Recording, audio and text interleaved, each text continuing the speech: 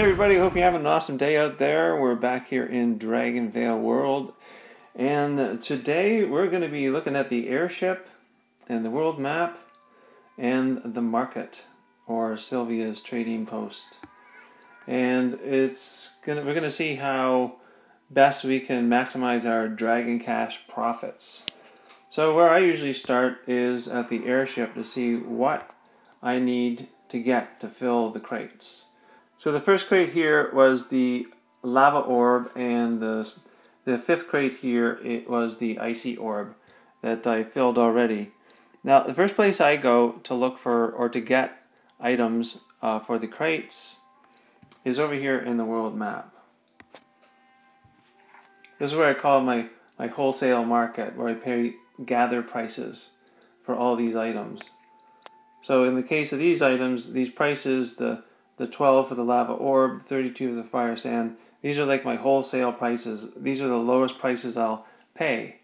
Unless I do get lucky and I find someone selling them dirt cheap in the market, which can happen, but doesn't happen very often. So I go in here and I try to gather the items that I need with the dragons I have available. Unfortunately, to get the lucky orb, I don't have the dragon to go get the lucky orb. So I'm going to have to go get the lucky orb in the market. So let's head over to the market. And the market is where you get most of your retail prices. Now the way the pricing works in the market that I found, let's go in here. And we'll create a sale so I can show you the pricing on each item.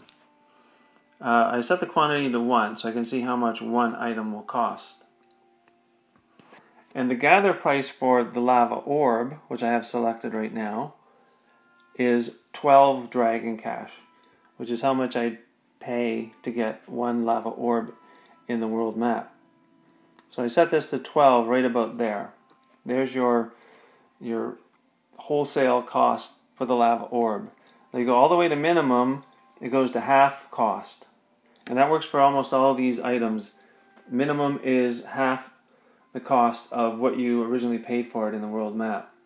And then you go up to the 12 there. In the middle is about 75% more than what you paid, roughly around there.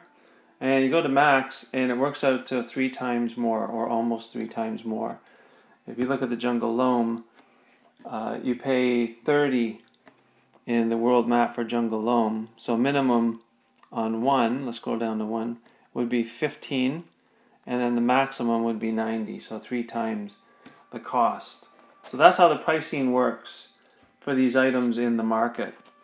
And when you're setting a price to sell, or when you see people selling items, they usually set it up at max or around halfway.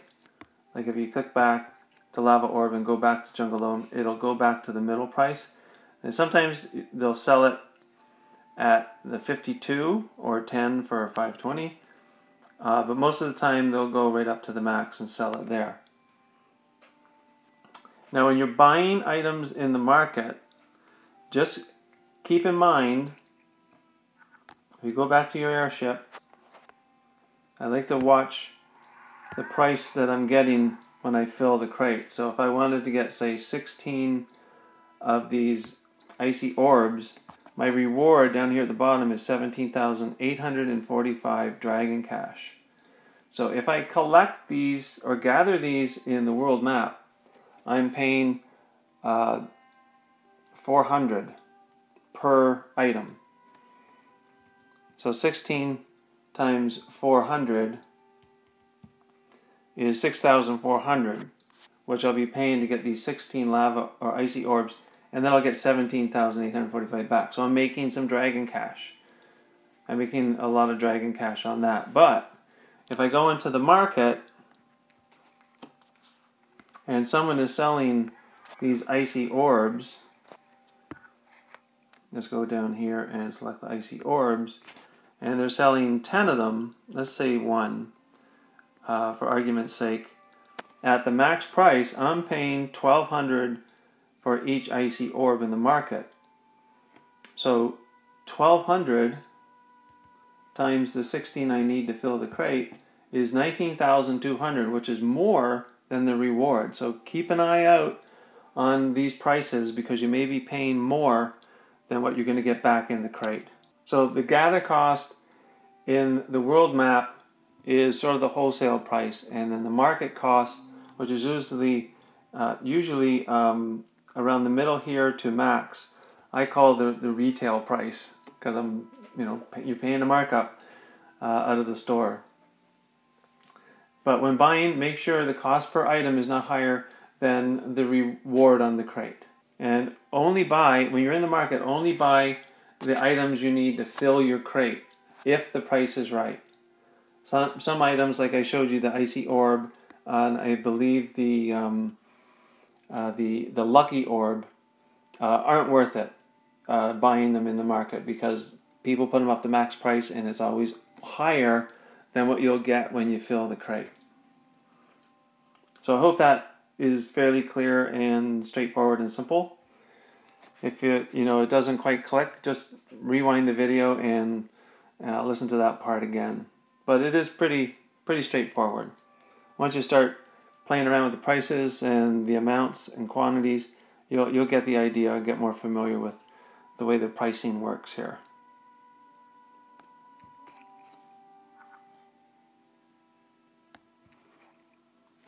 So that's all about getting your items for the airship from the world map and the market. After I sort of fill my crates and my airship's gone on its 8-hour journey, I still have items left over. Now you can keep them. Sometimes I just keep them and wait till the next airship to see if I have any crates that need these items. Or I can always try to sell them in the market. I keep it simple when I'm selling stuff. I'll just pick my items. I decide what I want to sell. Say I want to sell some volatile orb. I pick my quantity. Say I want to sell 5 of them, and I just put it right to max. And I put it on sale. That's it. If I want to sell it a little faster, I'll drop it down a little bit here. But not too much, because someone might buy it and just put it back in the market and resell it for a profit. So I put it down just a little bit to maybe sell it a little quicker, but not too low so that someone else will buy it and then resell it right away. So that's another way to make some dragon cash, is just selling your extra items. The other way to make some dragon cash is go back into your world map here and pick out some of the higher priced items. Here are the ones that take a longer time to gather. So the lucky orb or the cheeky flower. If you are in a higher level, there may be other items available. And you may have this other Zephyr lens available as well. Or you can also go in here and pick a few items like the spicy flower or the jungle loam. And just gather up a bunch and then put them in the market and sell them at max. That's a great way to make some extra dragon cash. And the other way is the one I just mentioned a few minutes ago. You just keep an eye in the market on what's selling.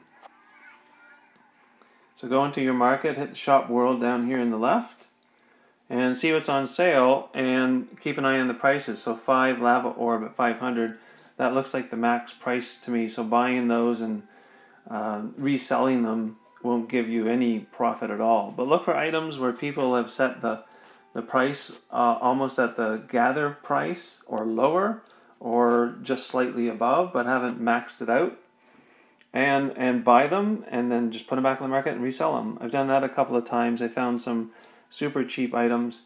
I just bought them and put them right back in the market, and they sold in 5-10 minutes, and I made some extra dragon cash. Some neat things to do while you're waiting for the airship to come back or for other stuff to happen in your park. So there's a few ways to make a bit of dragon cash selling in the market. Now selling artifacts, I'm not too up on the artifacts as far as the prices go, but I do have an artifact here. And I got the fruit fly, and I bought this at 150,000. And the reason I bought it is because, as you can see here on the right side, the 150,000 is like the set price or the middle price. Most of the other artifacts I saw for sale were maxed straight out. Some were 250, some were 500,000, and I didn't have any in the market I could check against, so I didn't buy them. But I saw this one for 150, and I got it, and I saw it was the middle price. And if you can't quite get the price you want, you can always just tap in here and set your price. Oops, make sure you clear out what's in there already, and then set your price, and there it is. So you don't have to rely on this slider here. And also, one other point, when you're selling your items, you can only max out to 10. If I have 11 lava orbs, I can't sell all 11. I can only sell 10 at the very most. So the fire sand, I have 27, I'd have to sell 10, and then 10 again. So when you create a sale in the market, it's pretty simple. Let's sell some jungle loam. That's going to sell 4. Put the max price up. And the first ad you do, or put on sale, you get free advertising. And there it is, ready to sell at max price. You can go back in here and you can remove it, but it does cost you a gem. If you want to keep the way it is, you can save it, or you can turn off your advertising here. But it's free, so just leave it on. I just leave it on. You hit save, or you can just hit the X if you didn't make any changes. Now if you go to make another ad or create another sale, and you want to sell, let's see, we're going to sell here some fire sand again. So set it to 5 fire sand, hit the max price. And advertising isn't free until another hour. So every other ad you create, you're going to pay a gem to advertise it. I put ads up where I didn't advertise, and they still sold. So it's up to you if you want to do the advertising. If you don't need to sell something right away, you can wait an hour, and then you'll get your free advertising back again. So that's how to create your ads or create your sales in the market. Let's see what's in the shop world. Anything changed? Nope. Usually in the evenings, I found the evenings have been a lot busier. A lot more people selling stuff. So in the evening you can keep an eye on the world, the shop world here. And, oh, there I go. I sold the jungle loam. So once it's sold, you just tap on it and it'll put the dragon cash into your dragon cash at the top. Now for getting dragons into crates, it's pretty straightforward. The dragons I need for this airship are the Thaw Dragon and the Dune Dragon. And I usually, if I can't fill all my crates, which I don't think I'm going to here with these lucky orbs, I won't be able to fill those. I usually wait till the very last half hour or a few minutes before the airship is going and then put my dragons in, because if you put them in, it takes them out of the park and they're not earning any dragon cash in your habitat. But to find out, usually you do make money when you put the dragon in, but to find out if you are, just to check it, I go to the dragon in the park. Over here, we can find the Thaw Dragon, which is right here. And at the level that I have right now, it's 319 an hour. So the dragon is going to be gone for 8 hours in the airship, so it's 319 times 8. And if I leave it in the park, it's going to earn me 2,552 dragon cash in the next 8 hours. So I'm definitely going to make money if I put this dragon in to the airship. As you can see, the Thaw Dragon is going to give you a reward of 16,000 Yeah, and 51 dragon cash. So that's a lot more than he'd get in the habitat. But just wait till the airship's almost about to go, the last half hour or so if you can, and then put your dragons in. And if you don't have the dragon, if you haven't bred that dragon, it's not available, don't sweat it. I found that if you try to get the dragon, try to breed it and then incubate it and feed it up to the level it needs to be, you've spent more gems speeding things up, or it's taken more time than you have available before the airship leaves. It just doesn't work out. So I just fill the crates with the dragons that I have, and I don't worry about the other ones, and I just wait until I have them, and then I'll fill them at that point. So it's no big deal if you don't have the dragon. You just won't fill the ship and get these rewards down here on the right. Now, one last trick, I guess you could call it, or tip, is in the world map. One thing I've done, I've gotten a bit of success from, is I find an item that takes the least amount of time to gather. So that in this case, it's the jungle loam. It takes 10 minutes and 2 seconds. So I'll go in here, I'll pick a dragon, and I'll just gather one. And the reason for that is after the 10 minutes, I'm hoping I'll get a free spin. Sometimes I've gotten a free spin the first time I do this. Sometimes I get a free spin after doing it 2 times. But I found that I get more free spins this way. So it's a great way to speed up your gem collection, or add more dragon cash, or get more food, depending on what you win when you do the free spin. So there you have it. I hope all that info helped, and you can go out and get some cool dragon cash profits and make lots of dragon cash and add more cool stuff to your park. So that's it for now. Thanks for watching. I hope you liked this video. Please leave a thumbs up if you did, and don't forget to subscribe for more videos on Dragonvale World. We'll see you guys next time.